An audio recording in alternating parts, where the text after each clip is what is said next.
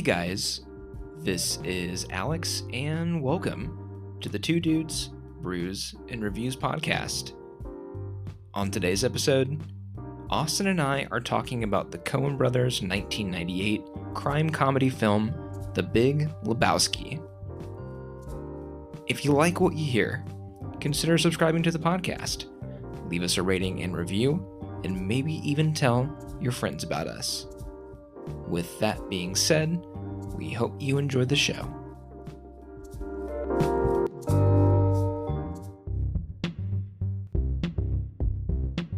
There isn't a whole lot new going on. I mean, I watched, I'm going to bring this up. I watched this movie while I was sick with COVID, so that's why I ended up recommending it. I had been meaning to watch it for so long, and a gentleman that's been working with us, we basically just hired him in from our sales department. He came over and I've been training him, and he sits next to me, and we've been getting along because it's a little bit more easy for me to kind of break the ice with him. He has a lot of movie knowledge. He likes football and stuff, so we chatted up during the day and everything. And he's like, "Oh, you gotta watch The Big Lebowski." And I'm like, he is right. I do need to watch The Big Lebowski. And I had planned on watching it just because he had mentioned something. Then I got sick, and I'm like, there's no better way.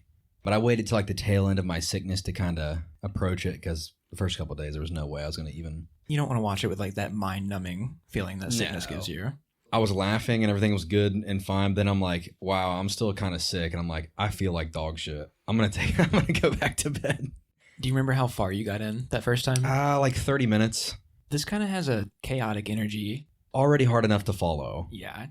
So I wish I kind of would have watched the movie more. I got like basically 1.5 viewings because I watched it like halfway through the first time, and then I rewatched it all the way through.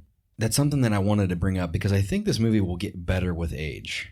It definitely does. And I got that on first impression, and I was a little disappointed because I think I wanted to, at least before the podcast happened, kind of approach the film with a little bit more of a familiarity. You know what I mean? You've seen a movie enough where like there's a certain level of enjoyment. You feel like it's like a friend in a way. Yeah. And I kind of wanted that. And I'm not there. We're just acquaintances. So yeah. It's kind of hard. That's fair. I felt a similar way the first time that I watched this as well. Actually, the first few times that I tried to watch this, I would get through the first half, and for some reason, I had to turn it off. Not because like I disliked the movie or anything, but I think my impression for years of that first hour was, it's okay. Right. It's just okay. I think in the past, I thought that if the movie was just our trio hanging out at the bowling alley, then it would be the greatest movie ever. It's like when things start going off the rails, It gets a little crazy. I think when you go to watch this again, however many times that is in the future, you start to slowly learn that this isn't a plot movie. Right. That was something that I struggled with when I finished it. I was like, Like what happened actually? That's something that kind of threw me off. I'm thinking like, oh, this is going to be a very tight film. I feel like there was going to be a nothing story, but also it would be emotionally impactful. I mean, I guess there's a lesson to be learned in some way, but I wasn't like happy with the ending. When it ended, I'm like, oh. Similar to Boogie Nights, I wanted more flavor. Okay, I think I know what you mean. Yeah. Even after seeing this as many times as I have now, I still could not lay out the plot for you, like right. on a beat-by-beat basis. And I think the film is intentionally confusing to have this effect on you. The movie makes you feel stoned while you're sober. Like exactly. Yes, that's why I would highly recommend watching this sober. But yes, I think for me, with the characters on screen, I'm like, this is fantastic. It's really just mostly good screen chemistry. Like that's what's happening here. The film is funny, but it's not Step Brothers comedy delivery. It's not absurd. It's like everything's played straight by the characters in an absurd situation. Yes. It's like the quirks of our characters. And getting to learn them over rewatches is kind of what makes the movie fun. Yeah. Like something that I wanted to bring up, and I think it's good to bring it up early because it'll get buried, but like we have like Philip Seymour Hoffman. Why is he always the actor that's like in a movie and has like... He's just like a guy. He's just a guy. He's never like anybody. He's not a leading man. I don't think he started to get that clout until like post-2000s. Right. Like after Mission Impossible. Is he in Mission Impossible? Yeah, I think he's in Mission Impossible 3. Correct me if I'm wrong. I've never seen any of them.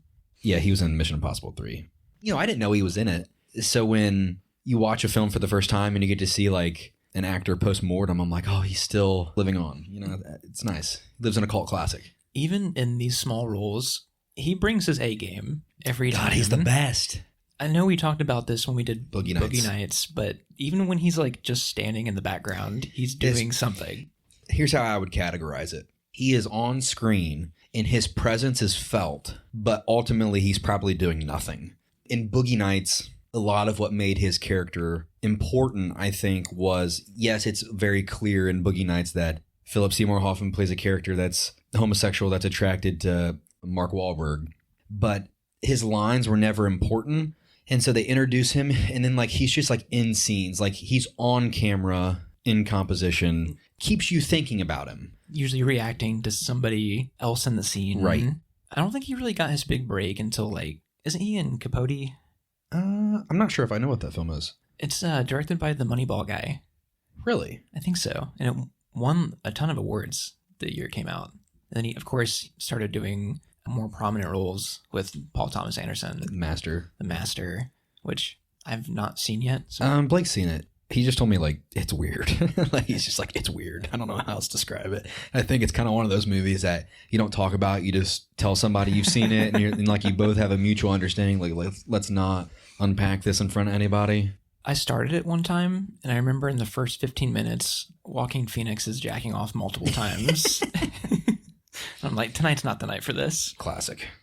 Was he in Capote, though? Yes. Okay. I couldn't remember if you clarified yes. on mic or not. To be honest with you, I'd never really heard of it. I think it was one of those that got slipped under the radar for me. There tends to be a couple films every year that are basically just biopics that like get just swept. They kind of show up for award season in hopes of doing something. Yeah, that's true. There's always a few of them. Yeah, there's a couple this year, I think. I know we kind of like just hopped into the movie discussion real fast. Oh, yeah. But we have two things to address. I am so sorry. No, it's okay. I'm feeling a little out of my element tonight for some reason. It's been a long day for both of us in some way, I think. I don't even know if it's been a long day for me. It's been a while. I was running late on the way here, and I ran even more late by having to stop to put air in a tire. And then I was in like my winter coat in the car with the heat on. Burning up, anxious. I feel like I'm still recovering from that. Yeah, it to a takes a minute, degree. don't it? But yes, I got you a gift. A gift. A late Christmas gift that I forgot to bring last time. Oh, that's all right. Also, Elizabeth's macaroons are in a box in there. Oh, yours is you got the her other macaroons? thing. Yeah. She's going to love that, dude. We went to Dorothy Lane Market today. Fucking bastard, I love you. Oh, there's two, you fucking There's bastard. two. I love you even more. Oh, dude, you motherfucker. So Yes. I'm going to tell you something about these. Yes. It's going to make me sound like a cheapskate a little bit. Okay. When all these records were passed down to me, Oh, dude. I had multiple rubber soles and revolvers. There's like something sentimental about it, but I still have two more of each. So I'm like, this is a torch that needs to be passed. You know, this is Dude. something for the collection. Hell yeah. I'm fucking honored, dude. I appreciate that so much. I couldn't remember if you had Beatles stuff. No, yet or I not. don't. You know, Rubber Soul, I haven't really checked out a whole lot, and it's something that I definitely do. And I've been really fucking dry on music lately, and like, this is going to be kind of nice. I'm in like a 70s era right now. Are you? Yes, and it's fine, but I'm like stuck in it so much where I'm like, nothing that I'm listening to, it doesn't feel like I can resonate with it in a way. Like, I need to be home when I listen to it. When I take it out in the world, like when I listen to it in the car, I'm like, my life, I hate this place. Like, this is like the Terminator. This place is so fucked up. And when I'm at home, I'm like, I got plants and like everything is neat and cozy and perfect. And I'm like, yes, it's time to unwind with some 70s jazz.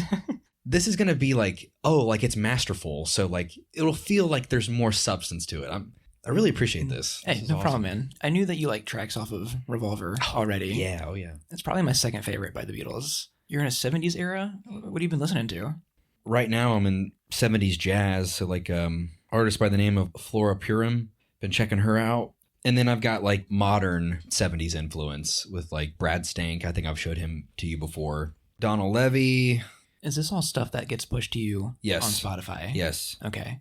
I will say I'm listening to like Dance Gavin Dance again a little bit right now. And that's been kind of like pushing me through the winter. I remember you telling me that. I kind of need something because like the 70s, everybody's emotionally romantic bullshit is fine, but it's too cold out for that. I kind of feel like crawling under a tree and dying. Like I'm like, it's time to hibernate. I've been feeling that same way. You know what I mean? Lately. It's like, I just want to fucking go to sleep. The transition into winter this year specifically has felt really rough. Really rough. I don't know why that is. I think we had like a really, really warm fall. It's just now getting like Arctic cold. It has been like in the high 30s mostly. Yeah, I mean, like I even think the last couple of years haven't even been that rough as far as weather's been.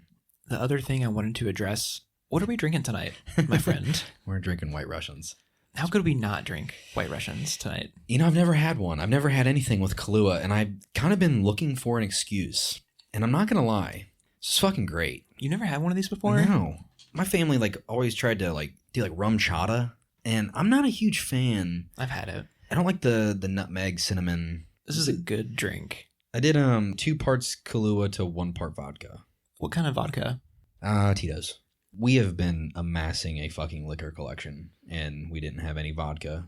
I need to get some tequila next. That's what I told Isaiah earlier. Which, speaking of which, we kind of like brushed over that. I just feel like we needed to get started because I feel like if we did, we were never going to. Oh, yeah. But like, we're getting a late start, too. Yes. But Isaiah is here with us. He does not have a mic currently, but he is kind of hanging tight with us.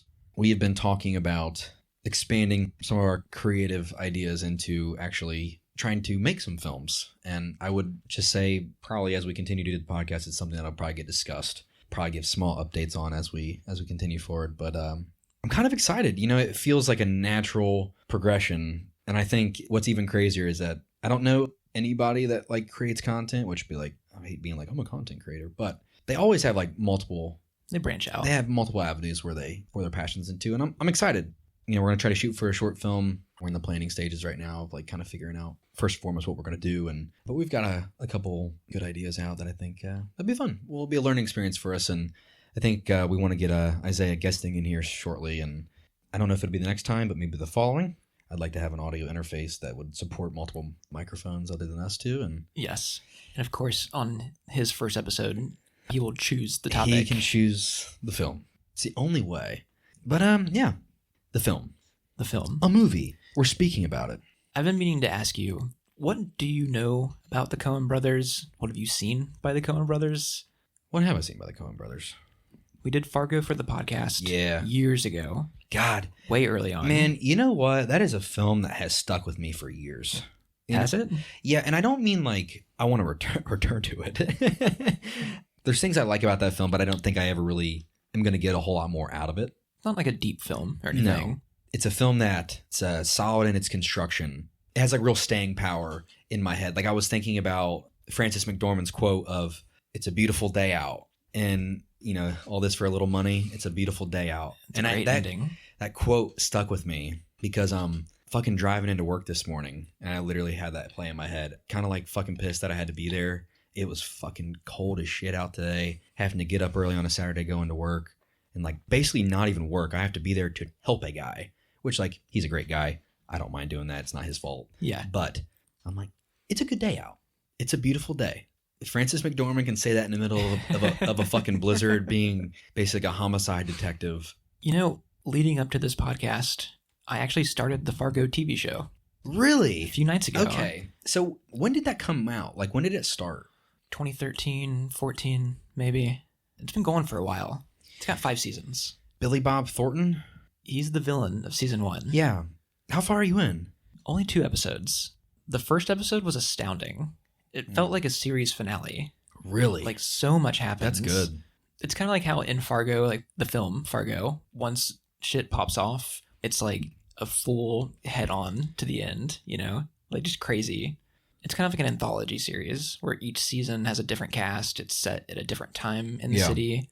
I think season 2 takes place in like 1970, but season 1's like 2006. How did I not know that Joel Coen directed Tragedy of Macbeth? How did I not know that? You didn't? No, I had no idea. That was the first time they've split. Yeah, that they split up. Wow. I've seen this in Fargo, I believe, from what I understand. Did they do Oh Brother Where Art Thou? Yeah, of course. Duh. They have a lot of movies. Yeah, they do.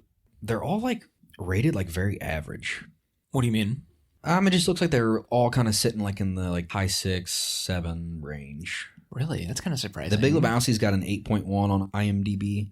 No Country seems Fargo, like it'd be up there. Fargo's 8.2. So like these are their, which I guess that's actually pretty good for ratings in terms of actual audience members, like users. I've seen many of their films, and the only one I don't care for is Intolerable Cruelty. I don't even know if I've ever really heard of that one. I don't think they even wrote it. It's like a George Clooney rom-com. Like, it doesn't even feel like their kind of movie. Oh. But like mostly everything else, Barton Fink, Raising Arizona, No Country, like I think they have like mini hits in my mind. They kind of strike me, this is a fucking dumb way to put it, but they have a very American style of filmmaking. Yeah, I can see that. I don't even know how to, if that makes sense, but everything is like so static. They do not do like anything dynamic. It's very, very classic. Like I don't know how else to put it. Everything just feels classic. Does this go back to like the there's no moral of the story type thing? Like they just make an entertaining story. Yeah, like the plot, if you put it down on paper, would be a Western film. They're just like really plain Jane stories a lot of the time. They make something interesting out of mostly nothing, I think. A Brother, Where Art Thou I think is an exception. It's a musical. And I think that film might be their most dynamic in terms of, first and foremost, there's like a bunch of choreography in that film that is really interesting. I need to rewatch that one. That's one of my least favorites, actually. You know, my dad introduced that to me when I was young. I mean, he loved it, but he like also like loves Shawshank and all the other the good shit, which I think kind of scratches that same itch. But I think you're right when it comes to the Coens. It's more about filling the story with quirky characters than it is like being deep or analytical about anything. Yeah, and I think that's something I wanted to talk about with the film itself, because when you compare this film to the rest of their catalog, I don't know if this is their personal beliefs or anything, but kind of from what I've seen about them, it kind of seems like this might be what they believe. Like the Taoist mindset of like, I don't think any of their other films are like, this is how you live life. You know what I mean? This is like the movie has no plot, but it's also saying like, hey, chill out. Just hang out, man. The dude abides. Compared to their other films, it's like, I don't know that like any other director does that. like I've never seen like a film about nothing. Yeah, and then just being like, hey, wasn't that something? You know, because Fargo is that way to a certain extent. Again, like calling back to like Frances McDormand, she's like, it's a beautiful day out. That's one of the more positive ones in their filmography. And a lot of them are cynical. Yeah, for sure. Maybe I'm reading into this too much, but maybe it's just like their personality. Maybe they adhere to a certain philosophy like that, and it just shows up a little bit naturally in their work. But I couldn't imagine like Villeneuve or Tarantino or like Nolan, like basically pushing either a religious or dogmatic or any sort of like philosophy, lifestyle theme to their films. Like it would not make sense. Maybe it's just the Coens are just two goofy stoners.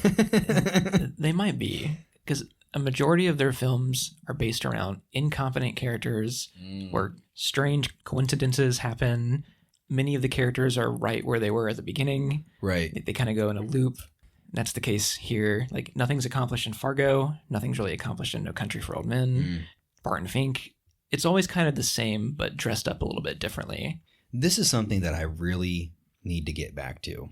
And I think it really only shows up with like physical media, but like behind the scenes, man, I skip out on that shit all the time. And I like really need to just like sit down and watch some behind the scenes footage or like director commentaries and all these things. Like there's like an extra in this film that I actually watched.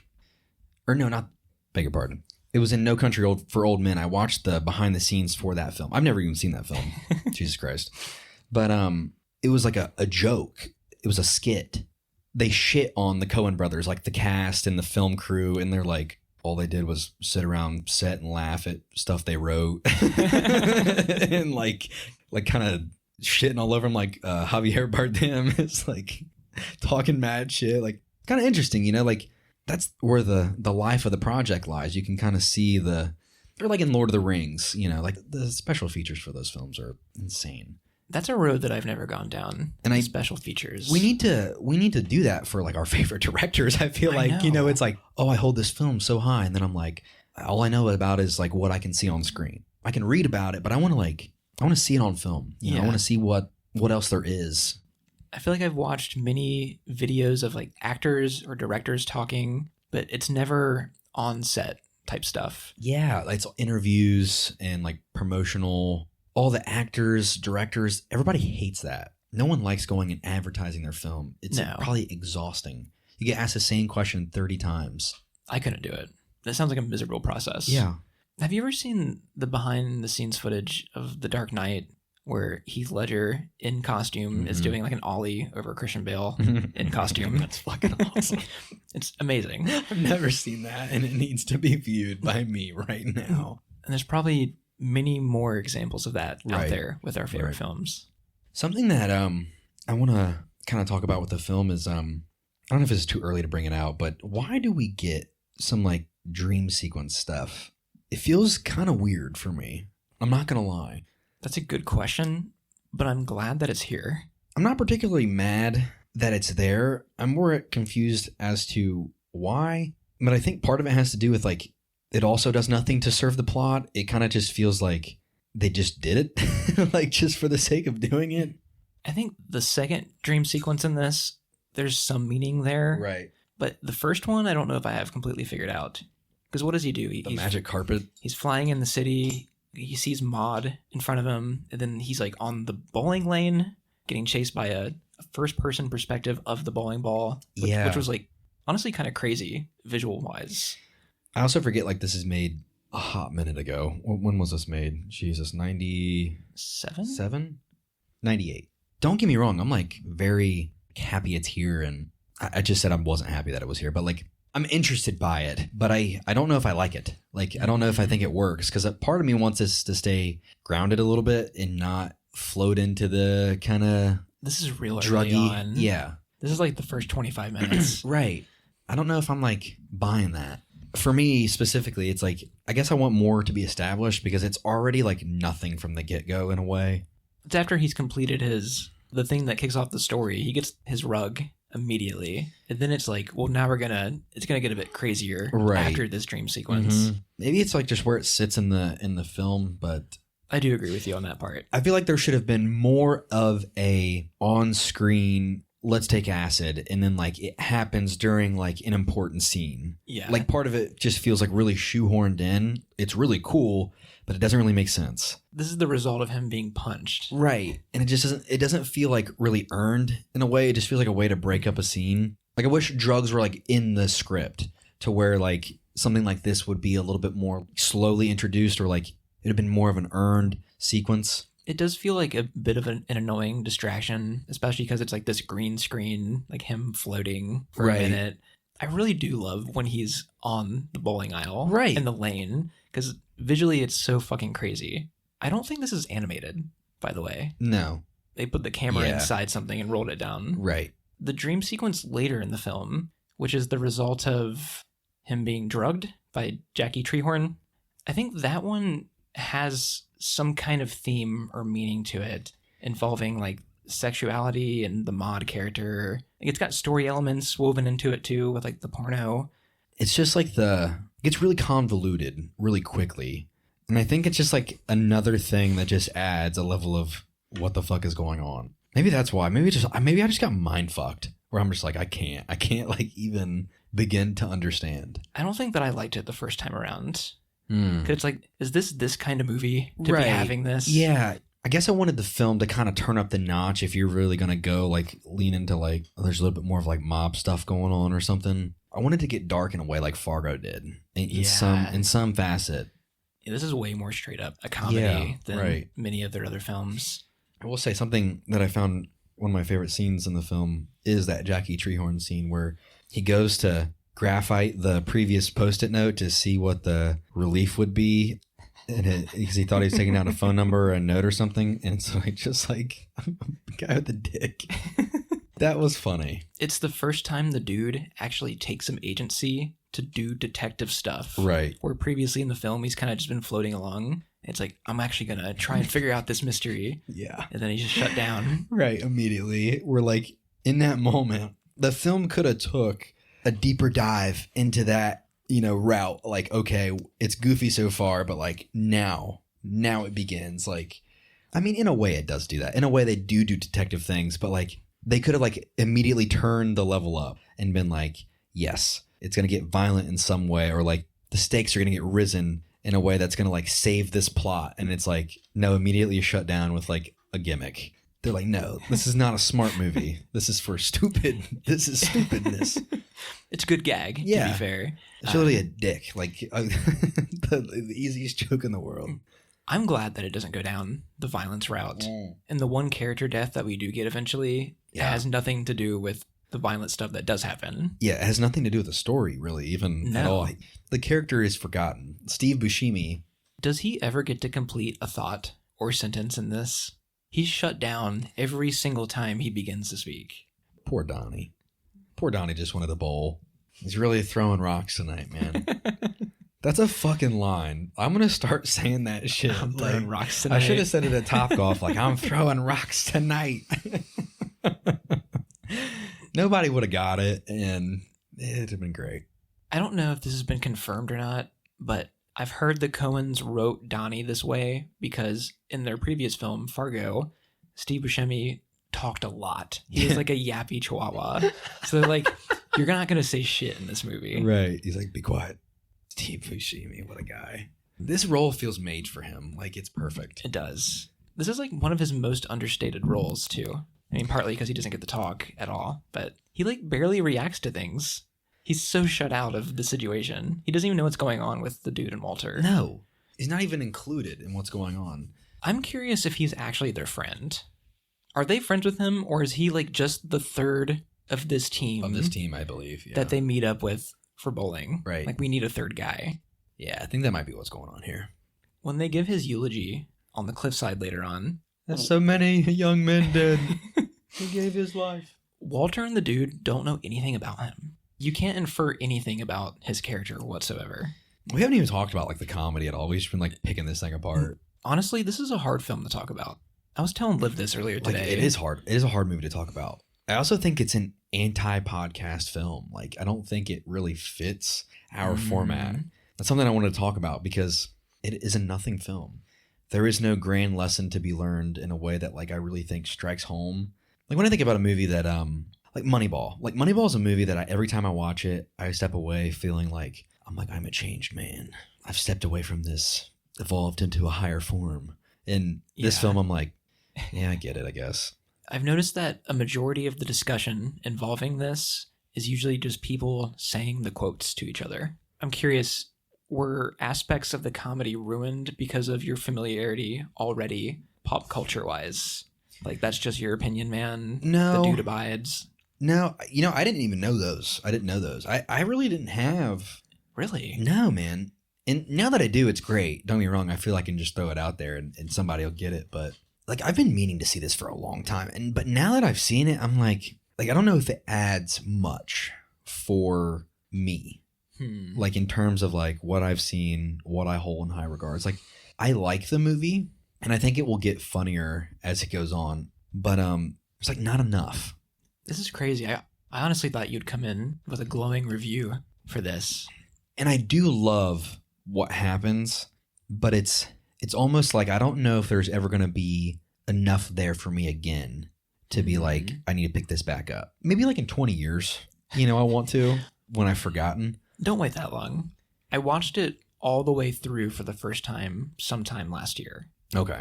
I'd seen many parts of it broken up into pieces before then. I think returning this time around, I watched it twice in the last week, and each time is funnier. There are so many callbacks, setups, payoffs, random little things that you can't catch the first time around. And I think that's part of it. I think that's part of it why I feel this way. Don't get me wrong, I like the movie.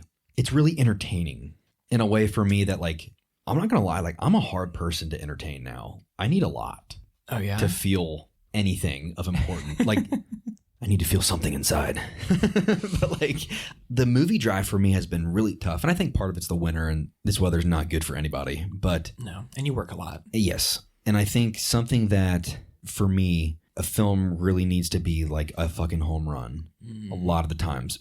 Like, I'm not disappointed about the film, but there is a part of me where I think to myself, I don't think I could consider it like a masterpiece in any way right now. Like, and I don't know if you'll feel that way by the end, but part of it is I don't really love comedies. That's something that That was going to be my next question. Yeah. There's also some bias in that regard. Like, I like a lot of really dramatic films. I want my experimental films to be dramatic, and I don't fuck with action films anymore, really at all. I saw Top Gun because it was good and like it was getting great praise, but I think that's the last action film I've seen. In terms of new films, like stuff, nothing gets me excited to go see an action film at all. I like old action movies. Yeah, the stuff where like the genre flourished. Yeah, like the 70s to early 2000s run of action films that are pretty much untouchable. I mean, I told you I rewatched RoboCop recently, and I think that's one of the greatest movies ever made. Yeah, like, and like that's what sucks is because they're back there. We'll never get those again. Yeah, they're back there. I mean, I think Dune is an action film, but like that's an action film at like 30% maybe. And you know what I mean? Like, we'll get that in the next one, I think. The first part is a philosophy. The second part is too, but yes. I think that this screenplay, Big Lebowski, arguably might be one of the best comedy screenplays ever. Wow. And I know you don't see that at the moment. I'm also like a grumpy old fuck right now. Are you? Yes. You had a long day. Yes. Even a long row of, you know what I mean? Many long days in a row. I guess it's kind of hard to be in the mindset for this like summery Californian stoner floating through the plot type of movie.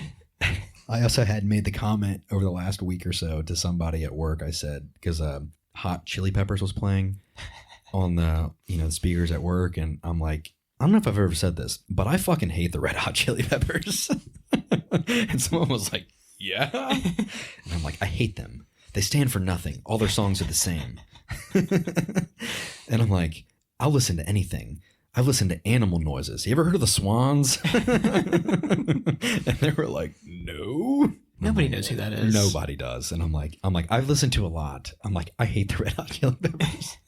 And like, then also I'm like, I'm recommending a Californian like stoner nothing movie. And I'm like, what did I do to myself? I think there's a reason why this film has lived on for so long, right? In the way that it has. Today in the car with Olivia, I was talking to her about how nervous I was for this podcast because I usually have so many talking points loaded up before recording. Yeah, you ain't kidding. And I never know like how a podcast will go, but I'll find a way to litter that stuff in. Yeah, for sure. And this time I was like, I don't really have that many talking points. I don't know what this film is about. What is it saying? I know we've already said it's kind of like a nothing burger, but I don't know if it really is. There are many. I think it's perceived as a nothing burger, but at the same time, the nothing burger becomes the lesson. It's not that. It's not even that nothing happens. It's that the characters that it happens to are nothing. That's the thing. I think most films, to a certain degree, play on, or maybe it's just human psychology, but when a film takes a character that maybe like has status, like I'll use Top Gun since we talked about it. Tom Cruise's character in that film, he is working against basically two fronts. He's got his overhead command, and then he's got the students. That's his conflict throughout the film. And status-wise, he holds ground in social hierarchy to where his character is important. He's a medaled government military official. He's an important guy on an important mission.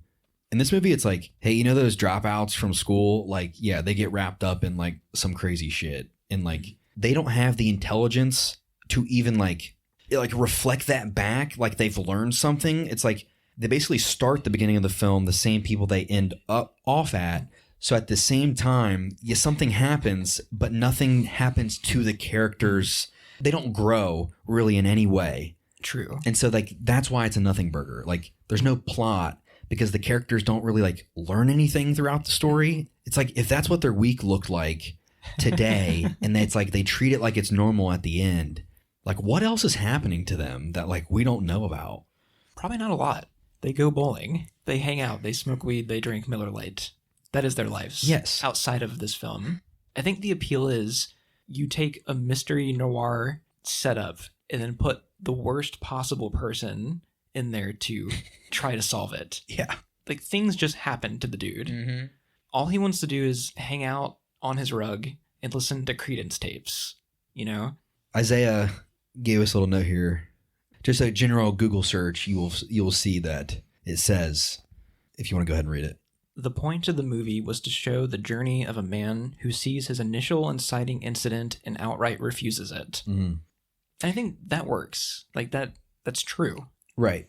Where I was going a second ago about what is the film about, even outside of that context, what I just read, there are so many wild theories about this movie.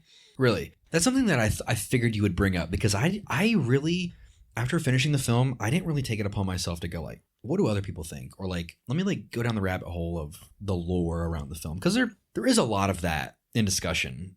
I would love to hear some of them. Yeah. One of my favorite ones is that every character in the film it's like a genre character that's in the wrong film. Like, you have your slacker character in a noir. Walter thinks that he's like the lead character in like a crime drama. He has like, I am the protagonist energy. Bonnie thinks she's in a porno. And like, they said Donnie was the only one that was a normal person. And that's why he like couldn't keep up. That's why Walter keeps telling him like, you're out of your element, Donnie.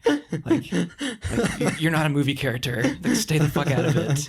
Yeah, and then also like the whole put the piece away, man. Like, that whole scene is like a very dramatic scene for a very minor disagreement.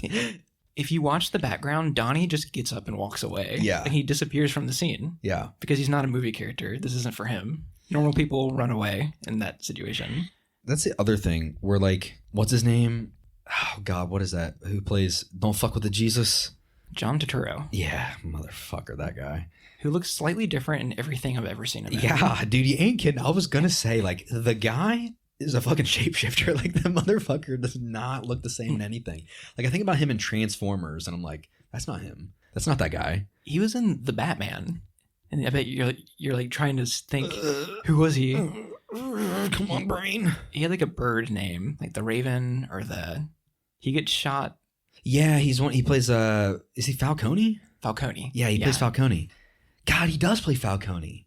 John Turturro as Jesus. Amazing minor character. They set him up like he's about to be the antagonist, where it's like, okay, once we get into like the round robin portion of the movie, this guy's going to be on our back. Yes. And then he's not. I want that. That's the thing. There's no bowling tournament. Do you ever see the dude bowl? No. He doesn't. That's what sucks. I want that. I'm like, I want to see this. Like, if this was just a bowling movie, I feel like maybe that's why like I love it in a way too. Maybe that's what they did. They're like, we got to keep him coming back. You got to like live for the bowling scenes. Because like that's their element. Like, that's where they're the most confident. Mm-hmm. And so when you take them out of that, which is basically the entire film, it's like no one knows what the fuck's going on. I'm telling you, they're fucking amateurs. He gets a brief introduction scene with like these intense close-ups. This is like the ultimate setting up a character type moment. Right. It feels like the entrance music video for him. And then he just fizzles away until way later in the movie. Right. Where he does the same thing again. He just talks shit. And then we never see the end of this bowling tournament. Yeah. Part of me wants the bowling tournament, like, really bad. And I don't blame you for that, because that would be a great movie. I also briefly mentioned the weird cutaway explaining that he's a pedophile and like showing him going door to door. I can't quite figure out why they do that. Like, I don't even find it very funny. No. And our characters don't talk about Jesus outside of the bowling alley. No. It's not like, man, I'm worried about this guy. Right. I don't know. I feel like they just kind of like just live their lives with like a whole lot of like non-purpose. Maybe it's just like not a big deal for them to play this guy. Like, is he good? He's got to be. I mean, he dresses well. I kind of fuck with I'm not going to lie, I kind of fuck with the tracksuit a little bit. The only thing that kind of ruined it for me was finding out he was a pedophile. I'm like, oh yeah, then like maybe he's not that cool. I like how his bowling partner doesn't or partners, yeah. Just like an average guy. Yeah. He looks like a bowling ball. Like he looks like a bowler. Which I guess when you compare these two groups, Walter and the dude kind of feel like Jesus-like characters in terms of like being heightened. And then you got Donnie, who's just a guy. He's just a homie. Yeah. I feel like Donnie's a good guy. I think Donnie's probably a great guy. Donnie's just a guy that goes to work and likes to bowl. And when he's feeling hot, he's throwing the rocks. Like, I want a Donnie spinoff. That's what I want. Steve Buscemi should be in every single movie ever made. Yeah, I would love to see him. Like, I'm not going to lie. Somebody needs to take Steve Buscemi and do an Adam Sandler Uncut Gems treatment on him. Somebody needs to give this man like a serious dramatic role. He was relatively serious until Adam Sandler came along. Yeah, but I want his movie. Like, we need his late career revival. Yes, I want Steve Buscemi. I want I want like a headshot, him on a poster. Like, I want the Adam Sandler Uncut Gems treatment on him. Like, it has to happen. Even if they did a fucking John Wick nobody with Bob Odenkirk, I'd be fine with that too. He might be too old for that at this point. Somebody could do something with him. I'm telling you. The ship may have sailed, unfortunately. I would love him even like in a slice of life, like elderly, even if he's even that old. Like, that would be sick. Like old wise man type thing. Give him the Gran Torino. I don't know. Give him the Gran Torino. Come on, man. Not Gran Torino. Yeah, man. Jeff Bridges. We haven't really talked about him. We haven't. Born to play the role so well that he hasn't been able to stop being the dude since 1998. It's like this and Tron. That's what I got. Now, he was in True Grit, which he's actually really great in that. He's just like alcoholic Western dude in that one. Yeah, it's good. It's good. No, I love that movie. I don't know if he has that much of a range, to be honest with you. I just think he's just a likable guy somehow. And I think maybe it's just the character role that kind of does it for him. But like, you know, he basically plays the Big Lebowski in Tron. The new one? You're really fucking with my zen, man. He doesn't say that, but to an extent, He says something very similar. He says, "You're really messing with my zen, man." But yes, if it was in this film, it would be that. Could you imagine anybody else playing this role? This is a true encapsulation, like a living man. This character. I feel like if McConaughey wasn't as fit as he is and he let himself go, he could play this. It'd be him and McConaughey. Do you know who the Coens wanted for the role originally? No. Mel Gibson. That'd be fucking hilarious. That would not work at all. The fucking Jews. That would be his line. That would be the quotable. I just don't see that at all. And they wanted Marlon Brando to play the Big Lebowski. Who I've never even seen Marlon Brando in anything. I know he's like a classic. No, that wouldn't work. Everything from the mannerisms, the cadence, the pacing of his dialogue is so perfectly done by him. Perfectly awkward. Yes. His speech to Lebowski in the limo in the middle of the film, where he's trying to explain all the complications. Right. And it's just like, new shit's come to light, man. There's a beverage here, man. You know, there's no improv in this. There's no. I don't believe it. Every single, even the uhs, are in the script. That's so weird. The Coens don't really allow for improv Ad-lib, in their films. And that's crazy because the dialogue feels so alive. The intricacies that you don't see in dialogue and other things. Right. I think a lot of it is like Steve Buscemi's, you know, his lines, they make his presence known very subtly. You can always forget that he's there. Phone's ringing, dude. It's kind of strange. Like, a lot of the frustration that I found throughout the film was like trying to keep up with the dialogue because it's chaotic. Yeah, man. Like, people are having like two different ideas going at once, and like nothing's really serving anything. It's constant frustration. Nobody can explain anything to anybody correctly. It's all fucked up. Yeah. Even like the bagman scene, like that's a primary example where it's like everything's fucked. Everything's fucked in this movie. I love that the dude can't help but say "we" over the phone when he's supposed to be alone. Mm-hmm. His reaction to fucking up is great, and then the immediate blaming of Walter for his fuck up is great. That's a crazy scene, energy wise. There's an Uzi, like he just has an Uzi. Got it from Nam. I was so confused about this, but apparently when the dude pulls up to pick up Walter, he's standing in front of a business that says Sobchak Security, and Sobchak is his last name, like he owns a gun store. Or like some kind of something related to that. So there's more to this character. Yes. And we'll get to Walter. I love that. We can get to him right now. Sure. I know Jeff Bridges gets a lot of praise for his role as the dude, but this is like an equally great performance. Oh, yeah. pure insanity. Yeah. This guy's real somewhere. Yes.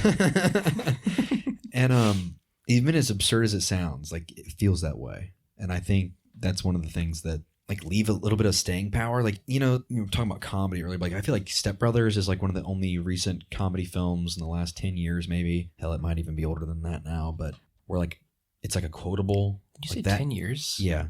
It's from like 06 or something. Oh my God. 08 at the I'm latest. losing my mind. Like that and The Hangover, you know, those people don't feel real. Like No. that situation doesn't feel as believable. It feels like a comedy film written by writers. Right. And these feel like people in this one. Exactly. And it's a perfect performance. Like, this is an amazing comedic performance by John Goodman. John Goodman's kind of a dog. He's great. I think Isaiah said it earlier, but like all I can see is Sully. Like, yeah, like, you're not wrong. Like it's the same thing with who plays Mike Wazowski? Billy Crystal. Yeah. Anytime I hear Billy Crystal's voice, I'm like, yeah, that's Mike Wazowski. You cannot separate the two. No. It's frustrating. Actually, it's actually frustrating. I kind of have that same feeling with like Jack Black. Like Jack Black to me is Poe the Panda. Like that's it. And not the School of Rock guy. No. That's who he is to me. Really? That's more my era though. Yeah. Also, like he did Tenacious D. I've never even seen that. I'd love to. I have. I don't know if I'd recommend it. What's your thoughts on is it Bill and Bob? Bill and Ted? Bill and Ted, I'm sorry. Excellent Adventure? Yeah. What's your thoughts on that? Oh, God. I've heard you talk about it. I haven't seen it in years, but I watched them all the time growing up. That's what I figured. 'Cause that's a little bit more your era. You old fuck. It's not my era. It's like from the 80s. You old fucking fart. I was probably born 10 years later. Yes. From what I remember, it's a good stoner comedy. George Carlin's in it, which is awesome. George Carlin? And it's got a bit of like Back to the Future energy. Okay. Like a lot of time traveling type stuff. It's a fun time. Superbad, Pineapple Express. Those were kind of the last stoner comedies I can remember that had like staying power. But like Pineapple Express wasn't even good. I can't stand that movie. It's not good. I do like Superbad. Yeah. There was another one that they did with anyway, regardless. They did a lot of them. Yeah. Honestly. For me specifically, I think looking at this film, I don't know why, but I kind of don't want it to be a comedy. Like, I don't like. There's something that I'm resisting in this film that like you've never seen anything quite like it. I feel like no, and maybe that's why. Yeah, it's like playing a lane that I'm not used to at all. There's no jokes. There's very little slapstick. It's all just dialogue. Exactly. Like it's funny for that reason. Yeah. And really nothing else. The characters kind of full send into the whole premise. Like they jump out of he jumps out of a fucking car and shoots a gun. Like that happens. Yes. But at the same time, it's like, no, that should not happen. I do find that the wacky stuff that happens isn't funny to me. It's more how the characters react in the situation. Right. And even sometimes that's too much. Like that scene where John Goodman falls out of the car. Right. Like there's a lot going on there. Mm-hmm. There's just screaming and wreckage. It's a weird scene in terms of comedy. Yeah, and it's also like it's an action scene that is still playing on the same chaos that's been taking place, and it makes it frustrating. And like it's like nothing about it is ever smart. Like I think when stuff's really chaotic in recent history that I can think of as in Uncut Gems, like that film is chaos, but there's a lot of payoffs from that chaos. And like in this film, the chaos is kind of just there to like frustrate and just move the story along. But like the characters don't really ever get a handle on the situation that's intelligent in any way. Did you notice that the dude mostly just steals verbiage from everybody else and uses it like in an incorrect manner later on? Right. Yeah. He like repeats something that's been said. Yeah. He uses the parlance of our times, which Maud says at one point, the Julianne Moore character. Yeah. This aggression will not stand. In the very first scene of the movie, when he's in the supermarket and he's paying for milk with a post-dated 69-cent check. Nobody writes checks anymore, but that's like a really egregious thing to do. But on the TV screen is George Bush Sr. saying, this aggression will not stand. And then the dude says it later. There's a lot of stuff like that here. And other characters steal lines from characters that they're not even present to hear. There's like a repetition involved. Like 3 characters say the phrase gold bricking in this movie as an insult. Huh. I didn't catch stuff like that. After the nihilist come and threaten the dude. Yeah. They talk about like cutting off his Johnson. And then everybody from that point on talks about either cutting off your dick, like, Larry, we're going to cut off your dick. You're killing your father. This is what happens when you fuck a stranger in the ass. That. Like, everybody's saying the same shit that they hear from somebody else. Right. And like, that seems to be I don't even want to say it's a theme. It's like a gag. Yeah, but it's very specific and strange. It just might be, I hate to say this, but like it might be like a literary device. Like it may just be, if you were to read that in a book, you would think, oh, that's smart. I think if you put that down on paper, if you looked at the script, you would think it would be easier to catch, and then I think you would open up the door a little bit more. I didn't catch that at all. There's a lot of callbacks in this. It reminds me of the same energy that, I know you've never seen this, but Arrested Development. No, I haven't, yeah. It's a show that builds on chaotic situations with repetitive callbacks. And usually when you catch them, the joke builds as the episodes go. You can tell the same joke multiple times and somehow a different situation, right? Increase the comedic effect of it. I missed it. This is stuff that I haven't caught till these last two viewings, where I think this is such a strong comedic script that is hard to digest one time around. You know? Okay. That's fair. That's so weird. What I'm saying is don't wait 20 years to watch it again. I think it's funny that you say that, because that is what stand-up comedy is a lot of the times. Like when a comedian will put like an hour together. A great comedian, like there's great callbacks. A callback is a great part of a joke. Out of the few comedy specials that I've seen, the final joke is always a callback. Right. Used as like the overarching, right, like, to make it feel like a cohesive thing, you know? We watch a lot of Kill Tony. We've been still keeping up with a little bit of Kill Tony here and there. Yeah. And I love when Tony makes callbacks to like previous comedians and they're done well. That's where I get my comedy. Like I don't watch a lot of comedy film, which I should. People talk to me about comedies all the time, and I feel like they're the most approachable in conversation. You know, it's hard for me to be like, oh yeah. Like I literally remember when I started my job, I was like, first couple months in, I was like, oh yeah, I went and watched a movie over the weekend. It was a love story, but it was about cannibals. And they were like, oh yeah, okay. That's the stuff I have no shame of talking about. Right. I was at work last week and I was like, I watched a really weird movie called Antichrist. And they were like, yeah. And I didn't tell anybody about it, but I think the name alone would be like enough to give it away. I'm steering clear from that one. I wanted to ask you a little bit about that, since I know you had mentioned it. Oh Lord. Never mind. Don't unpack it here. I'll talk about it off the air. Okay. You don't want to know this shit, do you? You don't want none of this shit, do we? That's a great comedy. That's a great comedy. That's one that was a sleeper hit for me. I didn't know about it until many years later. I think the wishy-washiness of the tone we've had so far, like in regards to our feelings towards this film, this was a box office failure. Yes. When it came out, it received mixed reviews, with many of the reviewers that did review it originally coming back 10, 15 years later and saying, like, what was I thinking? Right. You know? It's a weird movie. I thought it was so overrated the first time I saw it, even though I liked it. Maybe that's what it is. Maybe like I've like deified this film in a way in my head before I even watched it. Because everybody tells you, yeah, it's the best comedy ever. Yeah. And it's always like, oh, you gotta watch The Big Lebowski. And I'm like, I fucking know I do, but like now that I'm here, I was like kind of like let down in a way. I was expecting a little bit too much from it, I think. And I think that kind of clouded my first viewing. Exact same thing happened to me. Yeah. And I still, even now, as I'm sitting here trying to convince you of the positives of it, it's maybe in my top 5 Coens. Really? Okay. Like, I think it barely scrapes into like the number 5 spot. The whole like ending of the film, I think that's what kind of frustrated me and kind of turned me off from it. I think it loses steam in the third act. Yeah. It's a little bit frustrating because I feel like after all like the chaos and the story's been all over the place, I'm like, I want it to settle down and like put a nice ribbon on the end of this thing. But it feels like I feel deceived in a way. I feel deceived. Yeah, I think it definitely loses some steam in this third act, even where I think there are gags that work for me, like the dick drawing at Jackie Treehorn's house. It's also like the nihilist or like the final act villain, which like they haven't been on screen in forever. And like that's a cool scene and everything. Like it's funny to like see the guy get a bowling ball thrown at his chest. But then Donnie dies. It's like, what the fuck? Like, I don't know. It just... There's foreshadowing for Donnie dying, by the way. Does John Goodman's character say something?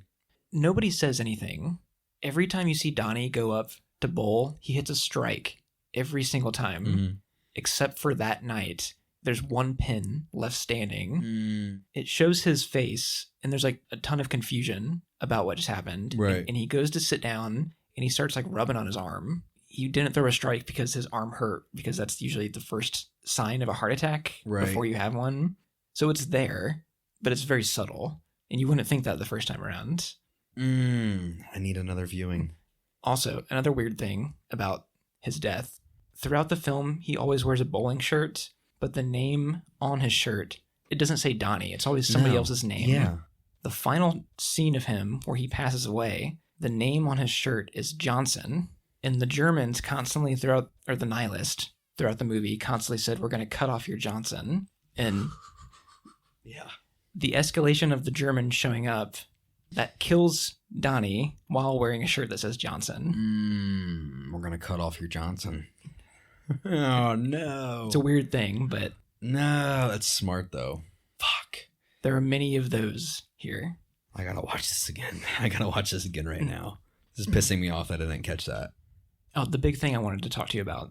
I brought up theories earlier, and I briefly brought up a small one, but there's one that I'm actually convinced might be the theme of the film. Okay. And you're going to look at me like I'm a fucking crazy person, but the film might be about masculinity. Okay. I see what you're saying. Because like with Lebowski, actual Lebowski, not the dude, his whole thing is like money and status, and the way he handles hits to his masculinity. I think a lot of this is filtered through the interactions with our Julianne Moore character. Right. Who, in a scene with the dude, talks about how men are afraid of the word vagina. And like her art studio is all this like feminist art. She like criticizes pornography. There's references about how the dude isn't married. He has no exes. Walter has an ex, and he's like still in charge of his ex's dog. Right. While like her and her new husband are out honeymooning. When the dude takes the limo ride with Julianne Moore's driver, not Lebowski's driver, the guy's like bitching about his wife the entire time in the car. There's a lot of like men insecure in regards to women stuff here. All the men in this movie are losers. Even Lebowski, who later on we find out has no money. Yeah. Like he's a fraud. Name one successful man character outside of like Jackie Treehorn. And maybe even he. Like maybe there's something with him I'm not catching. Yeah, but like his is like masculinity in terms of like a power thing. Yeah, and the dick drawing, I guess. Yeah, maybe. It's a very masculine thing. It happens from time to time. Julianne Moore is like the only character with actual power in the film. Like doesn't have a negative... She's not beholden to anybody. Yeah, she's a strange person. Yes. She also like trying to get pregnant with Lebowski's baby. Basically saying like, I don't want you to be the dad. I need basically a sperm donor. Somebody I don't have to interact with on a daily basis. It's said in a very smart way. We're completely butchering it, but even the fact that our main character is called the dude and is like the biggest loser in history, right? I think says something like to that theory. I didn't take notes for this podcast, or else I would have written down some more concrete examples. But this is a man with 3 Miller Lights and a White Russian. Did we even talk about the fact that we drank White Russians tonight? I don't think we did. We did. Oh, we did? At the beginning, all right. Briefly. They're excellent. Did you notice that Professor Lupin from Harry Potter shows up in the art studio as a giggling weird man? Yeah. That guy looks like a sex offender. That's the guy that should have the sex offender callback. What the hell was that about? He's a weird looking motherfucker in this one. He's like, who are you? A friend of Marty's. Yeah. That's all you get from him. That's all you get. Yeah. It's a strange thing. It's so weird. This is a hard fucking movie to talk about. It is. This is one of the hardest podcasts we've done since I couldn't even tell you. I know. And it feels like it doesn't even deserve to be that hard. Like, that's the frustrating part about it. It's like this was a very out there comedy. Like, just it's strange. I don't know. I feel like at the end of the day, it'll get better for me every time I watch it. And maybe we can revisit this one in the future. Like, just do like a 15-minute recap. We always do these little side projects in the future where we can say, hey, we can come back and... I'd be down for that. Yeah. Oh, sorry. One more thing. Do you want to talk about Sam Elliott at all? The narrator? Yeah. Where he's physically a character in the film that shows up and gives our protagonist encouraging words. Yeah. That was really strange. The author is written into the story. You ever seen that? I feel like I have seen that. You know what I mean? Not just like in Stranger Than Fiction, but other films. Right. No, that's a very, very specific case. Like, yes. That's like a movie about that. By the way, that's like one of my favorite sleeper hits of all. Like almost nobody knows about that movie. I don't know many people that have seen that one. Really? I have never brought that up in conversation with anybody. Maybe it's because I grew up during when it came out. I think I saw that right away. That's like one of my favorite Will Ferrell movies of all time. It might be my favorite Will Ferrell movie. Probably is the best, yeah. Like performance-wise at least.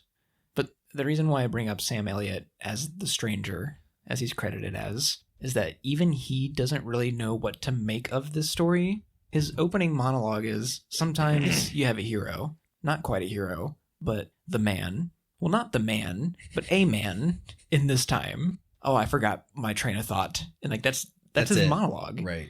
And he only comes back to like give vague commentary, like you curse too much, or like I didn't like seeing Donnie go.